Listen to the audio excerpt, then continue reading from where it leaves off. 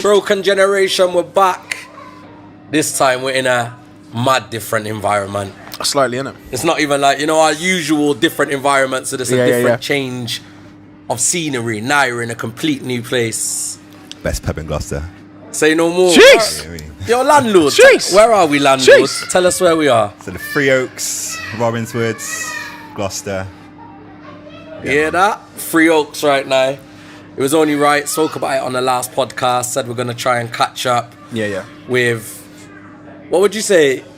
Are you the only black landlord in Gloucester, or you're definitely a small portion of people that are landlords? Yeah, I think I'm the only one still. Okay. Might be the only one. Yeah. I hear that. I hear that. Mr. Henry had a landlord. Yeah? Previously, a black man, but yeah, just me one. The only one right now. I know of. So we're definitely getting to that, Mr. Henry. What are you telling me? I'm just saying Black History Month. True. You had to pass through in the month. Do you know what I mean? Solid. It looks good here, mate. It's a solid pub, mate. It's solid. Obviously, right now the pub is open. We're live. Like, we wanted to run it. We wanted to get on as authentic as possible. Yeah. So you can hear people in the background. You might hear this. You might hear that. Kids running around. You might hear someone get screamed to get out of the pub. There you go. Yeah. It's my pub. You never know. Have you got a saying yet? Your landlord phrase. My pub. How do you mean? Well, you haven't got like just singing it, just say it. Like when it's last orders, have you got like a last order? Is it just last orders? Yeah, it's last orders. Get the fuck Yeah. You ain't gotta go home. You need to make your own saying, so you can like make it go viral.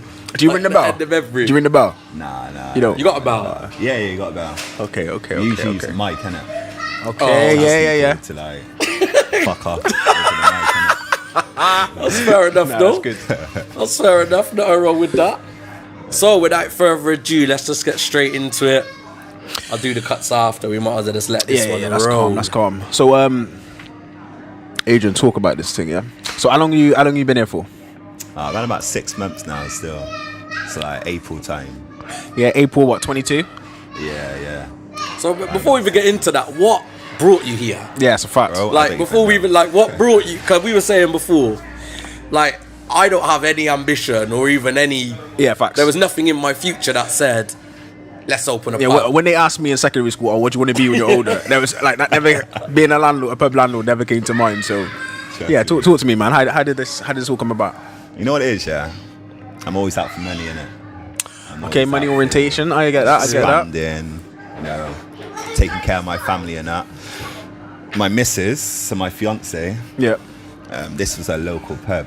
Her local pub. Yeah. Okay. All her life. Yeah. She yeah. lived around the corner. There's always been a local, always been her family's local.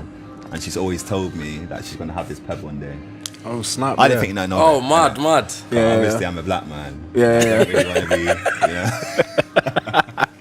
be, Yeah. And my, background isn't really the pub scene. Yeah. So she's always told me she's going to have this pub.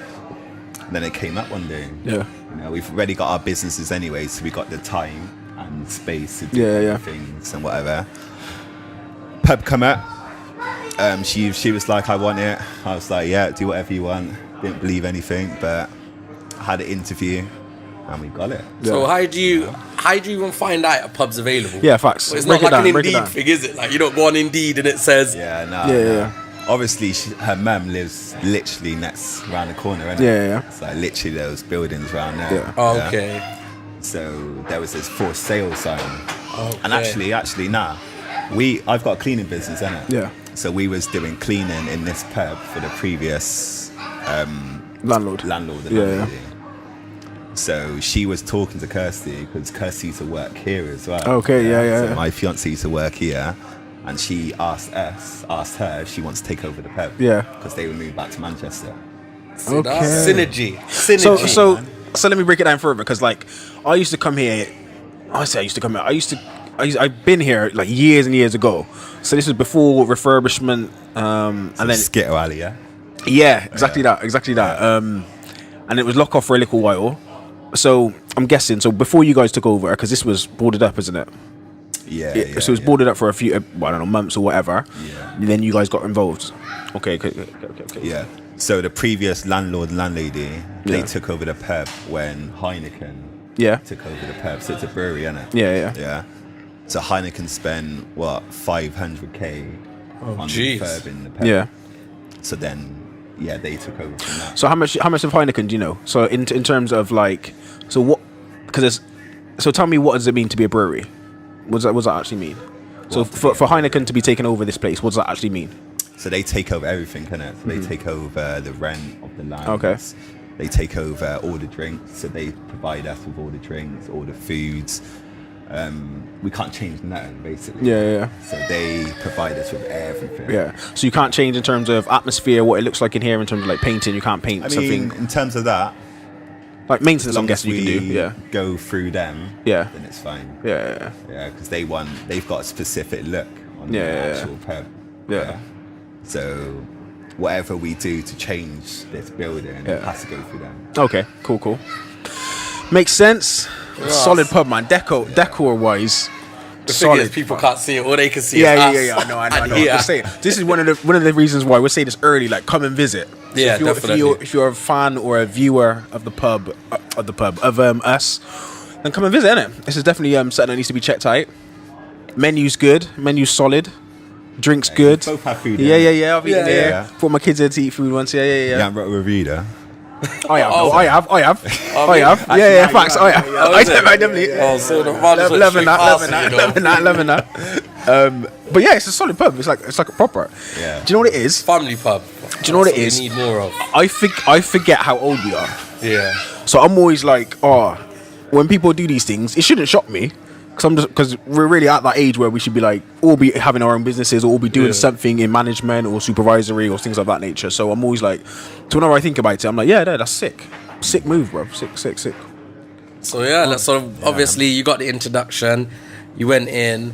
Like, what was it like actually coming in, stepping through the door and saying, "Rah, I'm about to run this pub." Like you said, no experience. So before you step in the door, before you open the door to the public, what was your thinking up until that point? Bro, I didn't know who was gonna get it.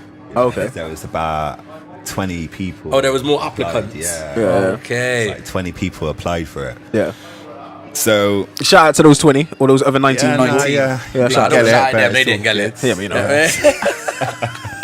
Yeah. A few people I know actually applied for it. Oh, snap, really? Yeah, wow.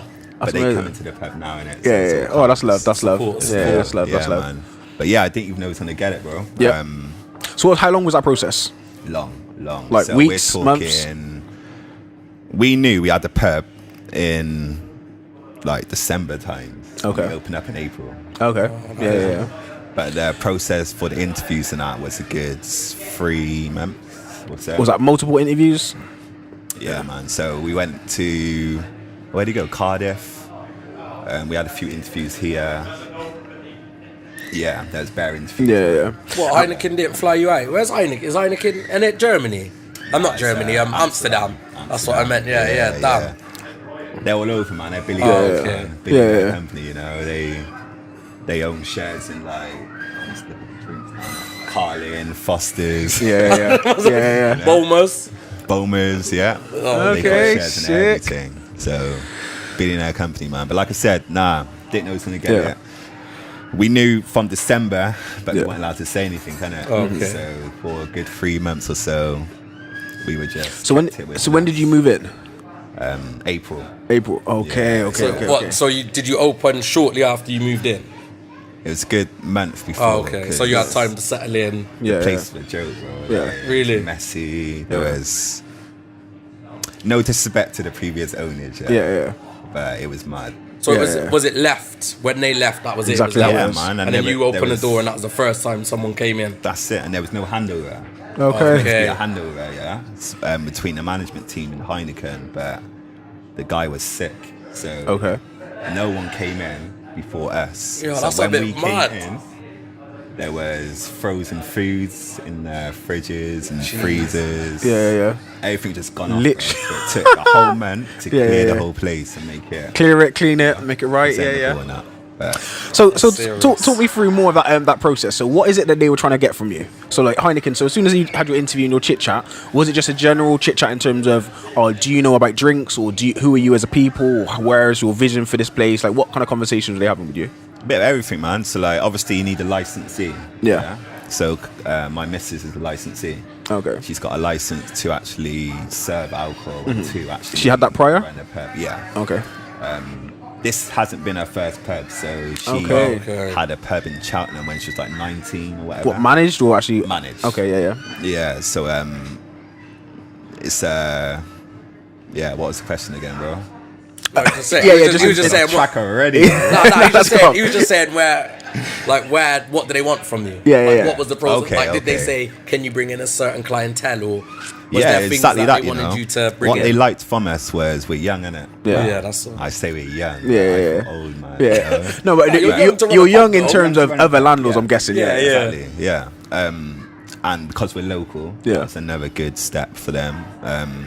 Because Kirsty's worked in this pub before. Yeah. And she knows a lot of the regulars. Yeah. I think what it was, like I said, we had our own business before, innit? So we know how to talk. Got proven track records. Yeah, man. Good. So and this building is actually under our business of Sacred Salvador Limited owns this building now. Yeah. Okay.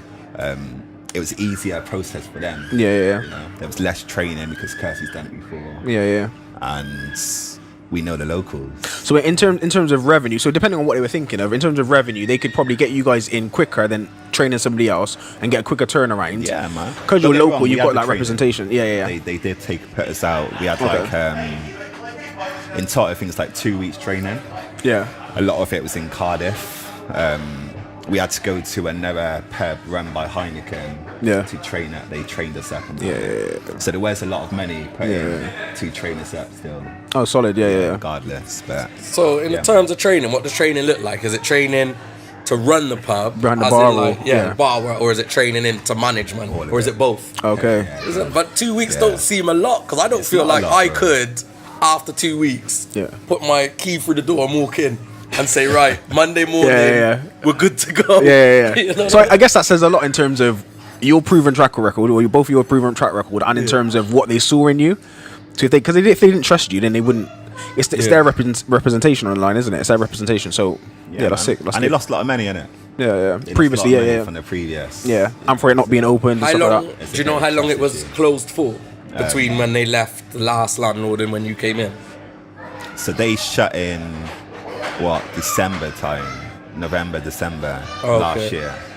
And we opened in April. Okay. So what, 4, 5, 6? Yeah. I guess that's a lot of money in terms of they expect a weekly, monthly. And even in terms of when they were here, you know, they didn't make a lot. I saw the numbers, and they took a loss basically within those 2 years. But then COVID hit. Yeah. For everyone, that would have been hot. Hard. And in terms of, I don't know if I'm pushing the gun, but in terms of like what they're expecting from you guys specifically, is there like you don't have to tell me, but is there like a bottom line that you've got to hit every month or every week or something like that? How often do they touch base with you? I can tell you. No, I don't want to be. I don't want numbers. I don't want numbers. I was going to blast out the numbers. No, we don't need numbers. Don't blast numbers. Don't blast numbers. Yeah. So there is a percentage, isn't it? There is a certain amount they want us to hit every week. Yeah. Oh, is it weekly? Weekly, yeah. Okay. So we get paid weekly. The staff get paid weekly.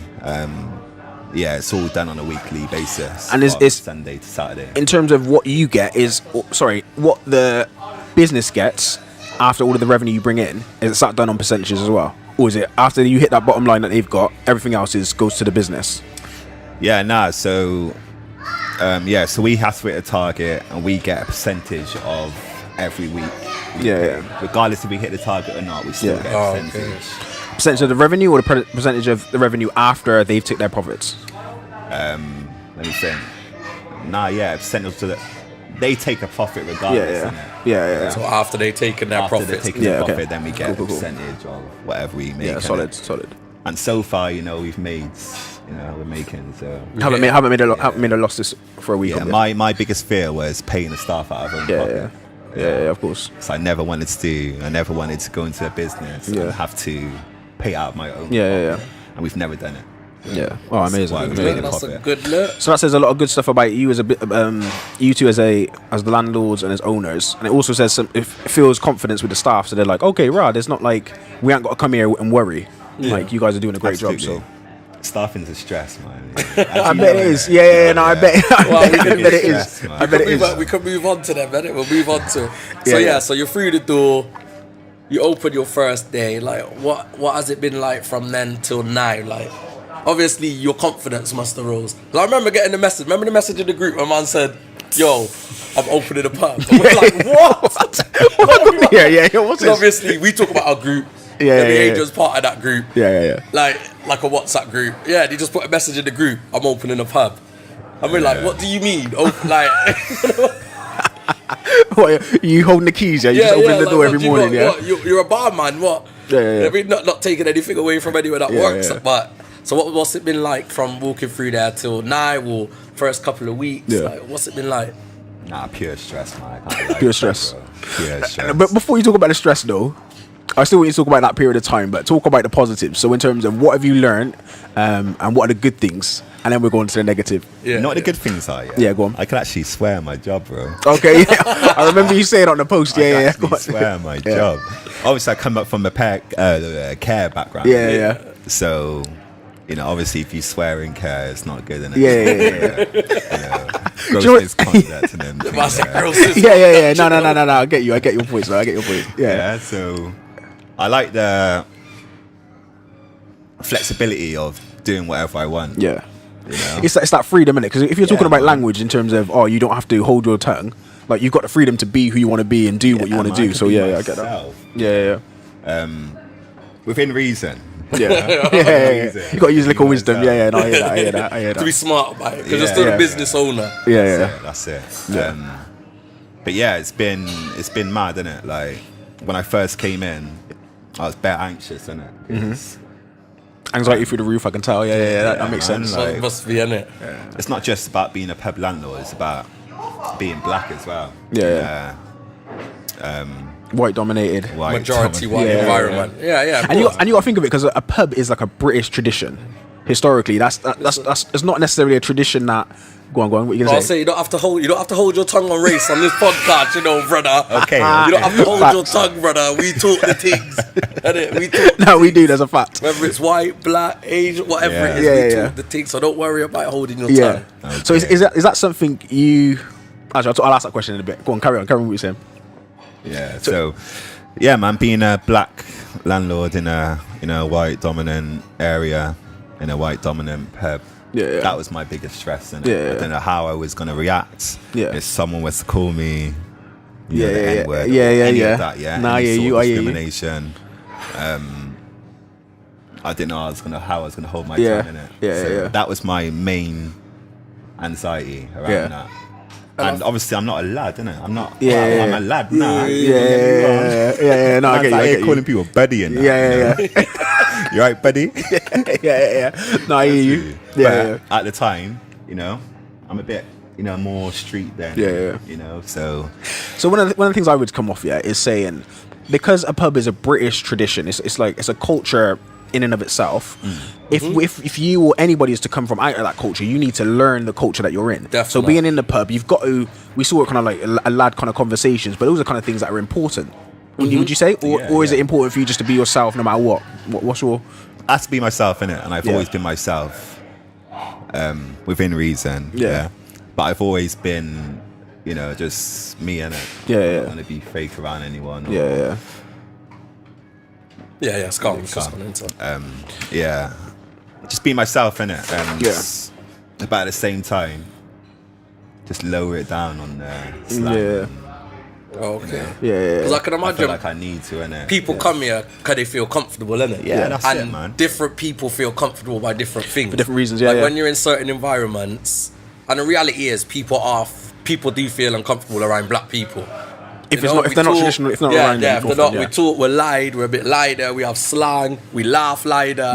All of them things might seem a bit confrontational. Yeah, man. So I guess, it might seem a bit threatening to people if they're not used to that culture. Not saying it's a good thing, but it's just what. So I guess in terms of that, like we come here, I guess we do. Well, do we do we like when we come here? We don't. We don't really narrow it down. Innit? We're still the same people. But then I think you probably at the same time, you probably get looks as well. Yeah, cool.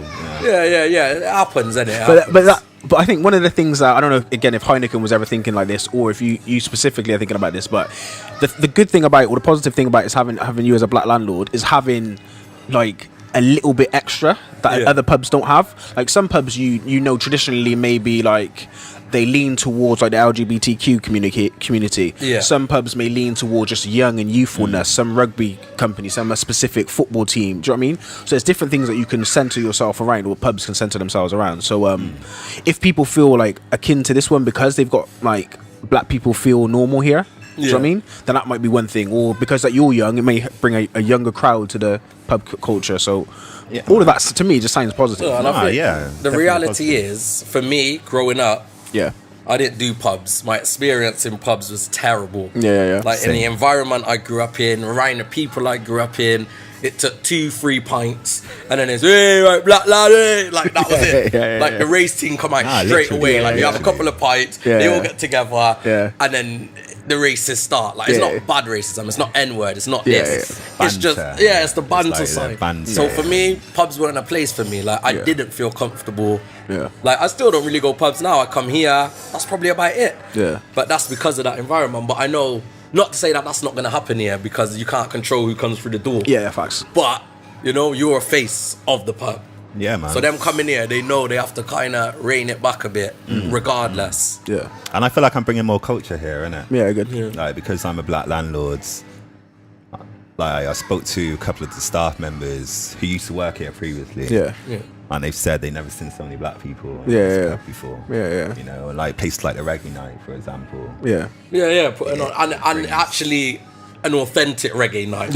Not come on, play talk the two thing. Bob Marley and UB40. Man, hearing Sanchez and Barris. And, you know, when you're coming here, it's not UB40 and Bob Marley and people walking around in fake Rasta hats. First of all, nothing wrong with a fake Rasta hat though. Come on, we all got a few bedroom tactics. That's not good. Go on, we're not talking about it just yet. But this is like a solid move, bro. It's a solid move. I commend you, mate. I'm like, as soon as I heard it, I was like, rah, that's such a big move. So you're doing an incredible job. So man. Man. But we jumped off what was it like the first? Like going in your first shift, getting your first customers in. So you said a few positive things. Talk about the other stuff. So you said it was stressful. You said that a few times. Like, so go on, talk me through what's the stresses.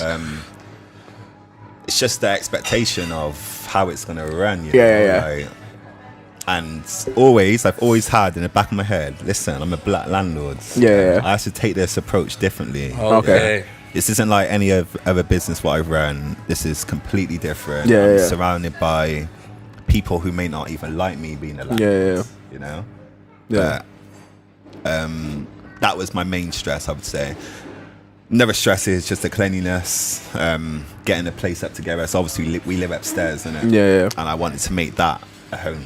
And that was stressful because there was bare was it like a warehouse before? Or was it like an extension of down here up there? Yeah, man. Bruv. It was like storage. There was mice. I don't like mice, innit? No me. Yeah, it's like full of mice. You know, I actually feel like they planted some shit, man. So, am I allowed to swear in this? Live life, brother. Live life, go on. I'm so used to swearing. I know, you're from a landlord. Get out my fucking pep. Anyway. I feel like they planted shit out there, man. Like, there was porridge in the middle of the kitchen, for example, So, a bag of porridge in the middle of the kitchen. So there's bare mice running around. Going in there, I got a daughter, bro. I got kids, you know, stay here and that. So, the fridge freezer was full of like gone off food, so we had to open the windows, open all the doors. Smells, fragrances, You sure it was food though, Carl? We just watched a Jeffrey Dahmer thing. You sure it was... I even know with the last. You don't know. You don't know. Yeah. But that was the main stress, innit? And then the staffing, we had a certain amount of time to open up the pub. So within us getting everything ready, we had to get the staff trained, like a week training. We had to employ the staff, you know. We had to order all the food, order all the drinks, start from scratch basically. Okay. It has been open for so long. And in those regards, are you doing that? Are you finding your own suppliers, or they come with suppliers? Does Heineken supply you? Everything comes with them, man. Yeah. So you have like a set menu that you can order from, and we can't change that menu. Yeah, can't. We spoke about it a few times, didn't it? Why don't you add this to the menu? Why, Ray and nephew? Why don't you put a Ray and nephew behind the bar? Don't get me wrong, I got Ray. Oh, you got the Ray, yeah. Okay. Oh, what you got? Solid, reggae night, innit? Yeah. That's solid. But yeah, we got a few things behind the bar now, innit? Okay, we do our own thing, innit? And like I said, this is our business. This ain't called the Frios. This place is called Sacred Salvador. Sacred Salvador around here, so I could do whatever I want within reason. Yeah, of course. Can't change all their prices. Can't change what's on the menu on the foods. But I could bring in more things. You know? Okay. Solid. Grandma's food, got Caribbean food. So I'm bringing that in here. Whenever I want, and you know.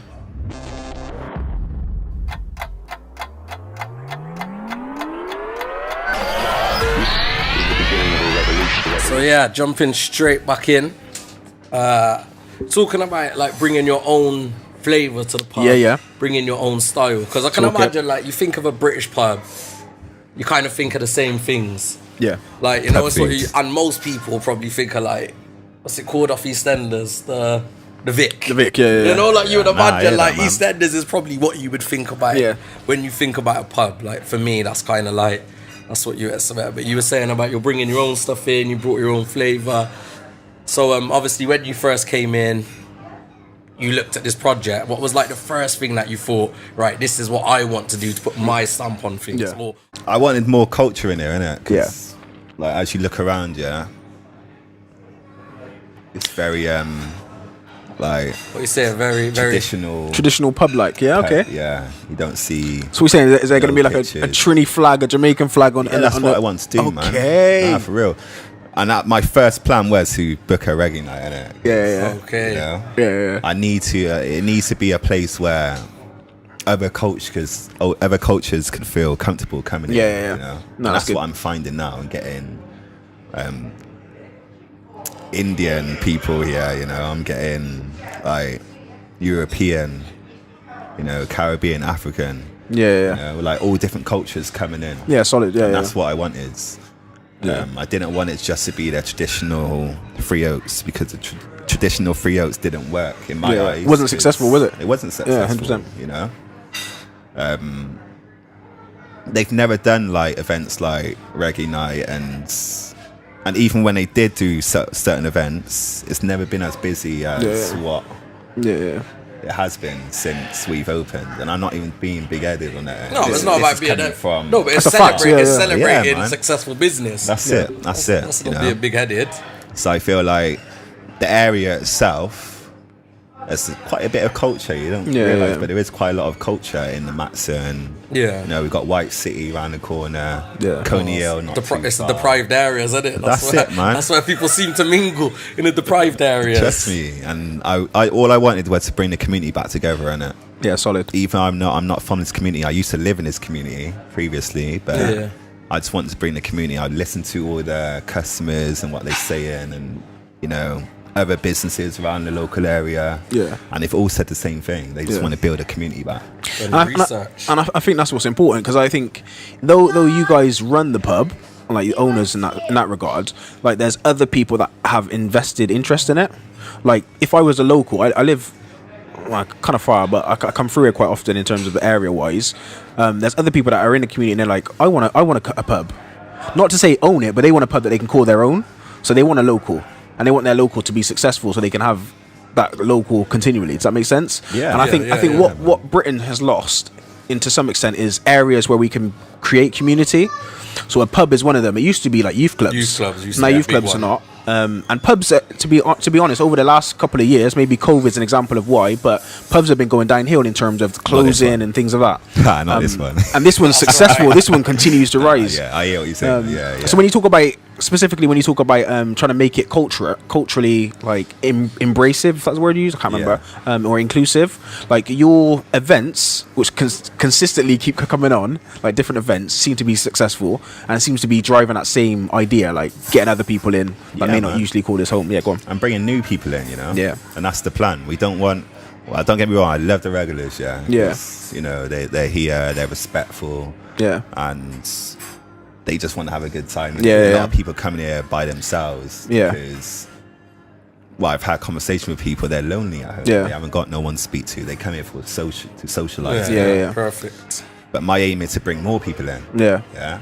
So different people who don't really necessarily go to a pub scene. And a lot of people have said to me, you know, I don't usually go to pubs. Yeah. These events, you know, I'm here for them, you know. Yeah. And that's what I want. Yeah. I want to involve everyone, not just the older generation. I want the Facts. younger generation here. This place has turned into a youth club, bro. Yeah. The amount of kids who come in just to use our pool. Yeah. You know? But previously they would be told to get out. Yeah. You know, if you're not going to buy nothing, get out. Yeah. And just, you know, they're not bringing no trouble into the streets. They want to come here, play pool. Why not? Yeah. That's nice, man. That's solid. nice. That's solid. And the same with people with learning disabilities and, you know, additional needs and that. Like, we've got a day, I think it's happening this Tuesday actually, where we do a day for individuals who are in care. Who don't usually go to a pub, but we play like bingo and things like that for kind of activities for them. No, that's solid. This Tuesday we got we're playing, what's that film? Hocus Pocus. Okay, what? Yeah. Number 2? Nah, Or the original? Okay, still, the original one. The original. Okay. The original. Classic still, classic. The original. Yeah. So what is that something that's, because this won't come out now till the Friday, but is this something that happens every week on a Tuesday? So it's going to be every other week. So every other. When's it coming out? On when Friday? this, so it'll be the. Just check the Facebook page. Yeah. That's what we'll do the links. We'll get the links in. We'll put them all up. Yeah. So that's a good look, and I think that is important for community. As you said, like, I don't know if pubs are that inclusive. I may be wrong, and maybe it's not something I'm looking at, but I don't know if pubs are that inclusive. So that's another area that you're looking at. Like, regardless of being a black landlord, if you're looking to involve the community a bit more, support people that are underrepresented in the community, then that's all for it, man. It's a big look. No, that's solid, man. That's good. So we've talked about kind of how you started. You kind of briefly talked about how you started and the first 6 months, as it were. So it's been successful. How are you going to continue to make it successful? So what's your aims for the future in terms of where's this going to be? Is this I don't know if you're going to say this. Is it a long-term goal for you to have this pub for the next 10 years, 12 years, or like what's? You don't have to tell us the specifics because we may not have discussed those things. But in terms of what's your aim for this place going forward? Yeah, it's all good. So I've told. Well, I didn't tell her, but me and my missus. Yeah. I like that. Yeah. And we're doing a minimum of 5 years. Okay. Yeah, minimum. Yeah, so it could be 10, it could be 15. I could die in here, bro. Yeah. Who knows, innit? But in terms of the future, it's all about expansion, man. Yeah. Because, like I said, it's Sacred Salvador, innit?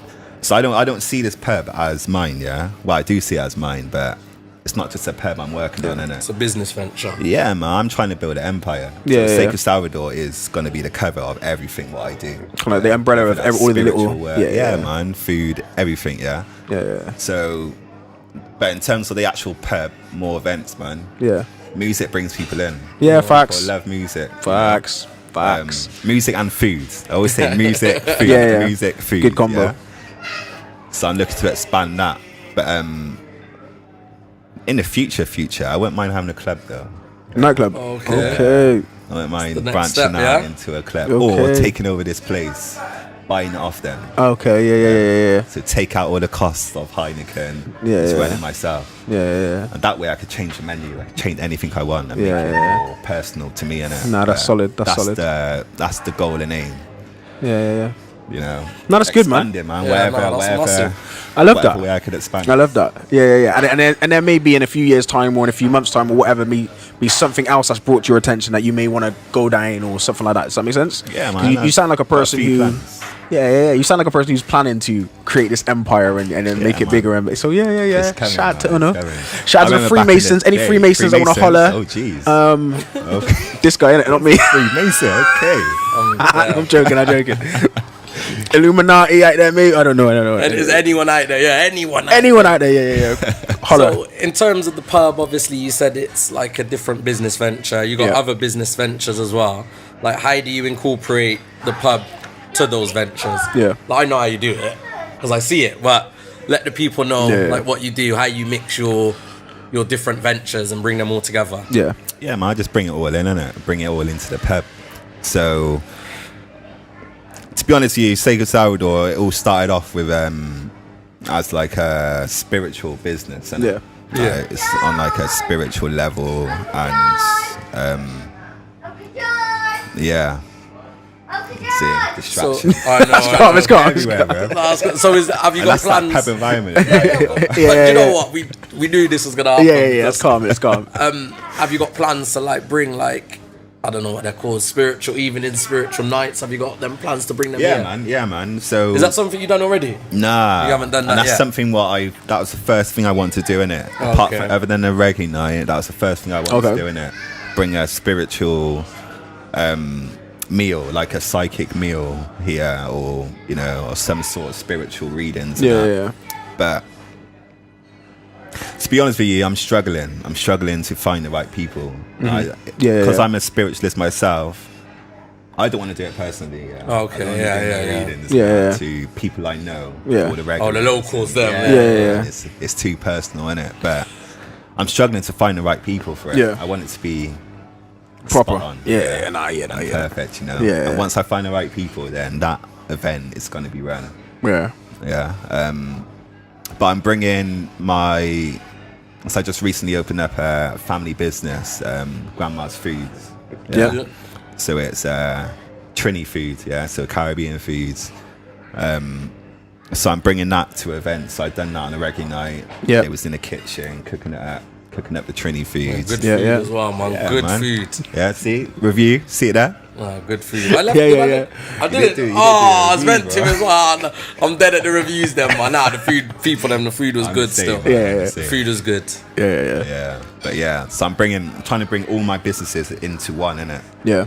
Into this building as an umbrella. But at the same time branching out and doing other things. Yeah.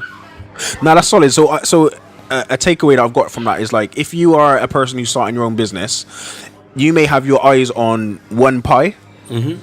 So for example, here you've got a pub, but there's other avenues or other businesses that hang off of that pub.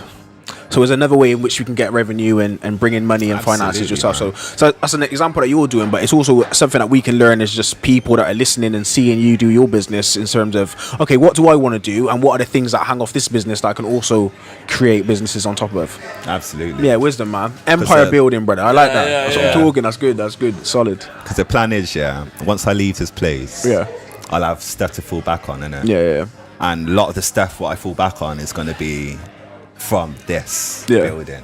So I'm going to branch out. For example, Sacred Salvador, we're looking to do like events. Yeah. Like Sacred Salvador events. That sort of section. So that's not just going to be like, you might see it on my flyers, innit? So, Sacred Salvador presents. So it's all like. So we're talking events in general, not like spiritual readings. Yeah, just like music events, regular nights and all that. But I want to branch that out into doing that elsewhere. Not just this building, but elsewhere. So it expands. So once I leave this place, I'm not going to fall back on nothing. I'm going to have a cleaner business. I'm going to have the food business, and I'm going to have events business. And more. Just expand it all. Because even knowing you and seeing or hearing your experience is knowing that there's other people that want to know that. So I mean, something to think about in the future is maybe turning your experience here into a training program or like an online course in terms of, okay, here's the steps you can go through if you wanted to become a landlord, the kind of things that you need to think about, even Q&As and stuff like that. So that's just something that you might want to do in the future, and maybe not, I don't know, but that's something to think about. Makes money. Yeah. That's it. I got an Instagram page, like Life of the Black Landlords. Yeah. That's what I'm trying to do on there. But I need to do it more, Okay. I'm trying to do my journey. Yeah. So people could watch it and be like, you know what? I might want to run a pub one day. Yeah. No, that's good, man. That's solid. Yeah, because I think within our culture, within our ethnicity, like we said, that's probably not something you would even think about. Yeah. Like you might say you want to run a club. Yeah. Like people see what happens with clubs, what comes with clubs, being club owners. But a pub, So yeah, we need the next generation of pub owners. Yeah, facts. Or landlords. Part the ting. 100%. Yeah. All right, so can we move on slightly? What, he's comfortable now? No, This is where it's gonna start getting mad. It never goes left. When you do that comfortable thing, man, sat back during the mic. No. But specifics. Okay. So we've talked about the pub, innit? So let's talk about you specifically as an individual. So what's brought this all around? I'm having a little combo. Yeah, what's brought this in terms of before you wasn't a landlord? What's got your mind thinking on landlords and empire building and things of that nature? Like what's happened in the psyche? Depression, bro. Okay. Yeah, I would say depression. Going through depression and realizing that I'm not happy with my life right now. Yeah. Changed me. So what age was that at? Well, how long ago? Yeah, that's better. Right. This was in London time, so good 5 years ago. Okay. About 5 years ago, yeah. roughly. In London, got depression. I'm talking at the moment, baby. Oh, go and ask mummy. Go ask mummy. That's right. See, it's real. This is what we move. It's life. We move in life, family. Yeah. So picking up from what you were saying, so you were in London a couple of years back, feeling depressed. Take me through that journey. So in London, depressed, weren't happy with my job, although I was in a position of authority. So I was a care manager, registered manager at the time. Yeah. Which is what I always wanted to do. Yeah. That's what I was saying. That was your thing. I've always wanted to be a registered manager and then go up to director and all them things there. But when I actually got the job, I'm like, so this is what I wanted, yeah? Yeah. This is how my life is all it is. This is it. Wasn't happy. Getting paid a bit more than what I would from being a registered manager in Gloucester. So I was happy in terms of finance, financially happy in that. But wasn't happy mentally, man. So, moved back to Gloucester because I was in London at the time whilst I was being a registered manager by myself. Yeah. So I moved back to Gloucester where the family is and that. Got another job in care. I stayed in care. I don't know why I stayed in care. I stayed in care. Yeah. And then I felt like that's when I got fully depressed. I was like, I'm not happy with this, man.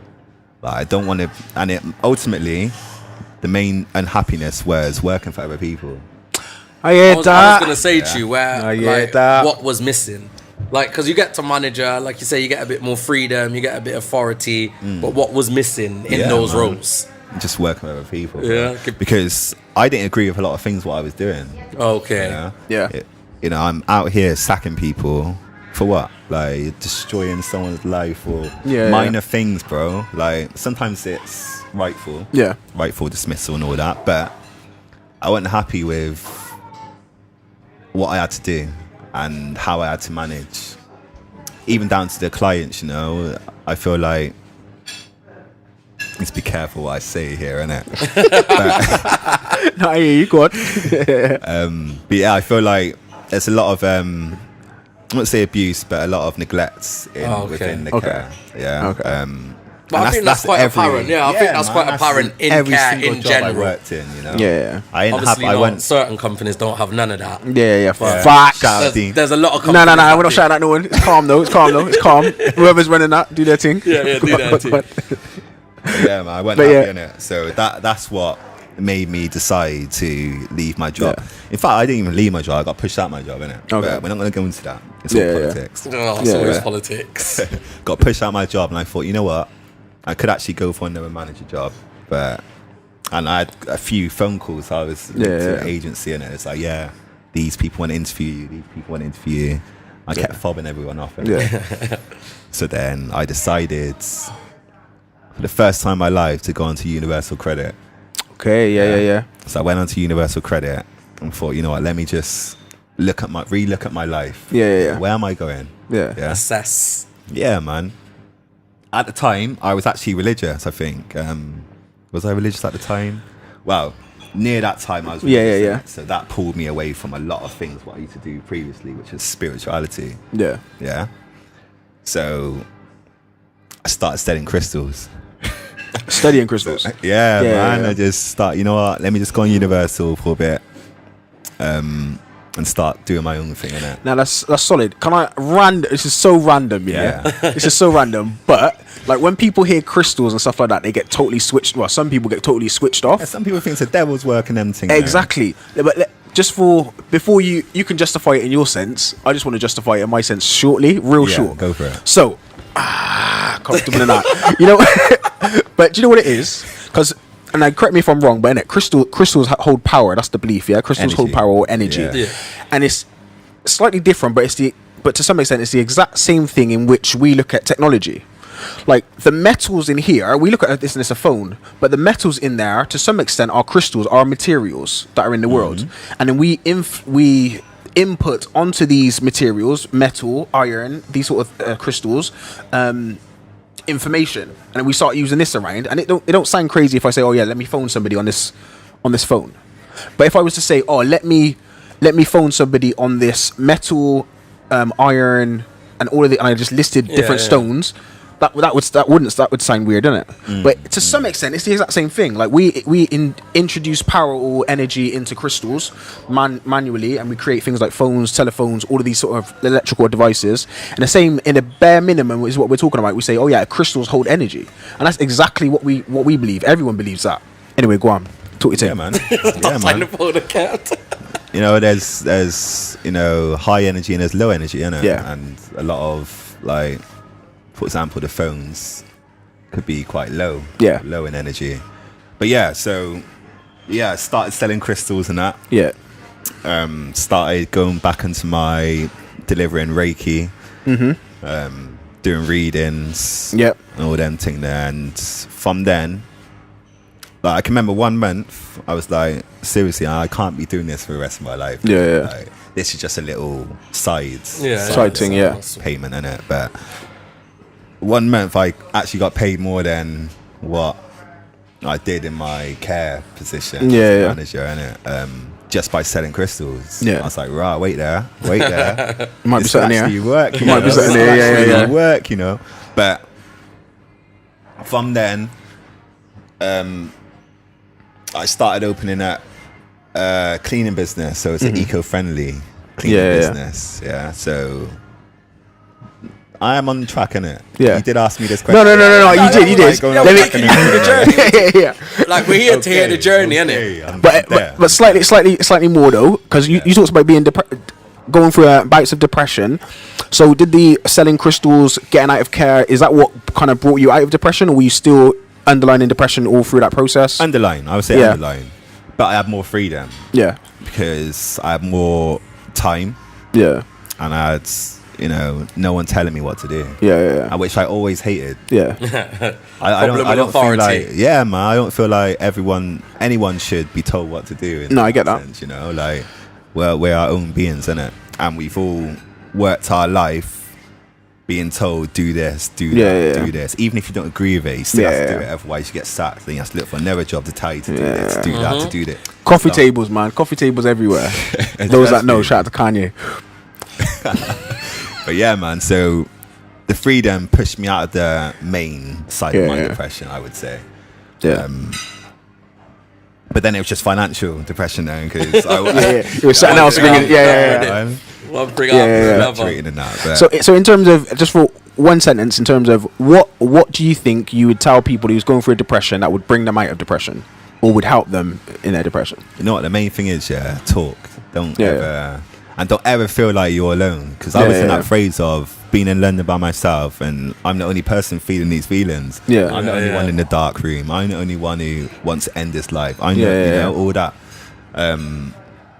Just don't ever feel like you're alone. You'd be surprised how many people are actually going through the exact same thing. Facts. Especially black people. Facts. That was going through my head. I'm a black man. What am I doing? I shouldn't be feeling like this. Man. And like, I speak on a group. I went through a stage of being in our friend group and now on WhatsApp, of not speaking because I was too depressed or too feeling like I'm not worthy. Or everyone else has got it together. I ain't got it together. Or what? Everyone else seems like they're doing well. But really and truly, like, few of us, man, must have been depressed at that time as well. There's a bag of us, cuz. And none of us spoke about it. I spoke about it. What do you mean? Drop it in a group, But for me, like my support network come from like the gym. Okay, I went to the gym with the man. Like if you at that time in that life, if you come to the gym with me, you'd hear everything. You know, like even so much. I'm thinking, yo, I feel like I told man this already. I mean, you spoke before as well. You know that. So I felt like then I started to feel like it's a burden. Like what you said. Like and then I was like, look who I am. Like people stop me in the street and say to me, "Oh, you're this, you're that, you're danger, you're blah blah blah," and then I'm at my yard like can't even bother to go out, don't want to do nothing. But what people see of me is not who I was at the time. The happy days. I wouldn't say I was in like depressive state. I was just questioning a lot about myself personally. So I wouldn't put depression on me because I know people go through serious lows. I wasn't in serious lows, but it's relevant. But you went through. I was happy to talk to people about it. You know, them ones I was happy to talk to people. So that's a fact. I think that's one of the things I would say as well. If you're depressed, talk about it. So just talk, man. And there's people that will want to hear it from you, and there's some people that may not want to. But just find a person that will talk to you and to talk to them whenever you can. You know what? Furthermore, though, go on. Go counselling, man. Facts. I ain't no shame in going to therapy. Facts. The amount of time I've seen my therapist, London, it helps. Facts. I used to think like therapy, that's mad, isn't it? Whoever goes therapy is mad. Like it's crazy. What a known thing. Literally, like But therapy freaking helps. Therapy works. I did a 6-week therapy session, and I would go every week for 6 weeks. It was solid. It was a solid one as well. And it's surprising how you could just flip your way of thought. So thinking, man. This one a different place. It's all so relevant. Because you know why it's relevant? Because it gets you to where you're sitting right now. That's a fact. And that's what we've obviously come to work out. Is why you're here right now. And I was at a time where I thought I was going to end my life. I was planning it. Man. I was at a stage of actually planning what to do. My next steps. And see what's scary for like us lot, who are your friends, who have been around, like we've known each other 20 odd years. Like we wasn't aware of that. Like we might have been aware. Facts. Like obviously I came up to London a couple of times, like stayed up there and stuff. So I might have been aware that you might have felt a certain way. Okay. Because you know you kind of get that, but not to that extent. And you know it's them times when people put stuff up. Oh my gosh, I never knew he felt like that. But like you said, if you didn't tell us, like you have to be really, really close to someone to know that. You have to, man. You know, because as part of that, you put that protection upon. You know, you put that up, you put that front on as part of that depression. Unless you're someone that's really struggling and you know you don't come out and you know you don't shave in this visual more than it is.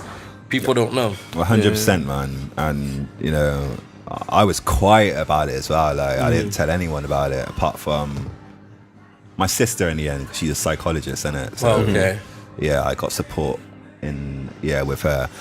But man, like, you just can't suffer alone. You know? You can't suffer alone because that's the worst. Loneliness is a killer. Literally, you know. It's a fact. That's what I would say to people who's going through depression. Definitely, it's a deep and it's always a light outside, you know. There's a light. There's a light. And I didn't think that, you know. Like I said, I was planning shit, but now I'm here. I'm earning the flip side's crazy. Yeah, man. And my depression, majority of the time, was to do with money. You know, and it's ego. It's all ego. Because I'm always saying, look, I should be earning more than so this and so. person. Comparing in that, At the same time, we're all human, man. We're all going through our own struggles, you know. But that was my side of depression. It was sounds like bank balance is good now. I know. Sounds like things are going up. The balance. I mean, I'm a manifestor, innit? And I've always been, since my spiritual life, I've always like been saying to myself, I love money. I love this, you know. I'm rich, affirmations, man. Saying to myself, why the fuck ain't it working then? I'm a spiritualist around here. What am I doing wrong?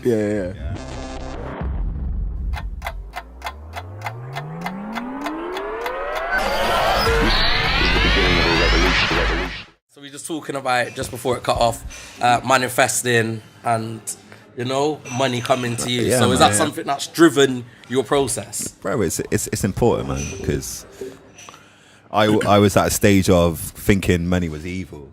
Okay. You know? Yeah. But then I was complaining I didn't have any money. Like, No, I hear you. you know, so it's important. Like, anyone out there who feels like money's evil or money isn't everything, I'm not saying that money is everything, but it freaking helps, bruv. Yeah, and people say money can't buy you happiness, bruv. I'm earning a bit of money now. I'm happy. Yeah. The thing is, I think it's not the money in and of itself, but it's everything that comes along with it. It's the freedom, it's the joy on your kids' faces, it's the not stress of the electric bill or the gas bill and things like that. And for me growing up, money was a big issue. Yeah. Like, I ain't from a rich family. I ain't from even a wealth family. I'm probably not even from a working class family. Yeah. I'm from a poor family. So for me, money was always the issue. There was other stuff going on, obviously. But money was a massive part of course, why this wasn't happening. Why I couldn't go here. Why I couldn't have these clothes. Money was massive. So for me to have money now and be able to buy what I want, you know what I mean? Oh yeah, money flow like that for days now. Yeah, I'm saying I could pay my bills. Okay, yeah, bills get paid. I grew up where bills didn't pay. You know when you're in October and you're still paying off July's. There you go. Like that's for me. That's how I grew up. Bills weren't paid. I hear it. You know what I mean? My clothes weren't the newest clothes. I didn't have the newest stuff. I hear it. Now I can afford to do them things. For me, not saying money is everything. Yeah, for sure. Not, but it's not everything. like you said, money makes a lot of things helps, better. Man. Yeah, it brings security. What do they say? I'd rather be broke. I'd rather be crying in the back of a Bentley than the back of a bus. Yeah, that's a fact. You know? 100%. And to be fair, like with the money that I've got, I get better pussy, innit? You can afford. You can afford. I can afford that. You can afford the premium. You can afford. Stay in better hotels and that, you know what I mean? Afford the premium. Yeah. Facts. Well, you got to go left here and there, but this has been a good combo, brother. This has been a good combo, man. I can speak for days, man. Yeah. Well, we'll catch up again. I want to try and get like a group one again. Might even talk about mental health, because I think it's important, man. Especially for like us as black men as well. Like to have different people's experience, because my experience is going to be completely different. Dean's is going to be completely different to yours. But someone out there might be like, "Oh, I hear what Danger's saying," but then might be like, "Oh, I can relate to you." I can relate to you. So I think that would be a good one. And we all came out of depression in different ways. So that's also good as well. There's ways out, man. There's ways out. We got a good space to do it as well. Yeah, man. Have a depression conversation over a nice beer. Over a nice cider. Over a nice one. Solid, brother. Let's do the promo. So let's go through where can people find out about you, hear about the pub, check all that stuff out. Okay, so the Three Oaks, life of the Black Landlord. Instagram. At that. Three Oaks Gloucester on Facebook. Yep. Or it might even be under Three Oaks Robin, so I don't even know. Yeah, that's how you can find me. Links in description below and all that. And then just a quick about your other businesses. Just a little quick name, and then what they do, what they provide. So you got Sacred Salvador. Obviously, it's a branch for everything. Holistic Clean. It's an eco-friendly cleaning company. Grandma's Foods. Trini Foods. Yeah. You know. So one second on Grandma's Food, in terms of what can they do? Do you guys supply like we do parties. Go on. Weddings. Catering. We're doing catering as well, yeah. And you've got a food van. We've got a food van outside the Three Oaks. It's not open quite yet, but we're doing events in the actual pub. Just to get our name out there. Cool.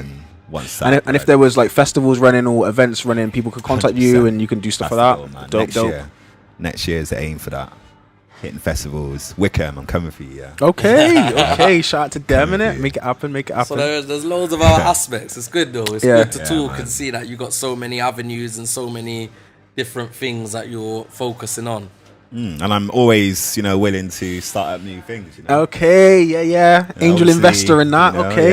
Yeah. Shout out to you. That's good. One's running innovations, yeah. Yeah. Dragon's Den and that. Yeah. Big man.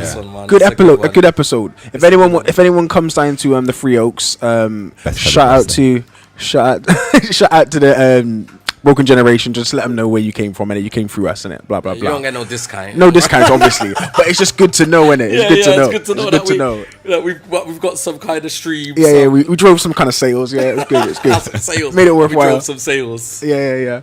Come through, man. Thing, Review, talk, grab some food, grab some drinks, come through on their events, all that good stuff, man. All that good stuff. Thank you. We have been the Broken Generation. Myself, Danger. I'll go by the name of last name Henry. And our special guest today, Black Landlord, Adrian. Well,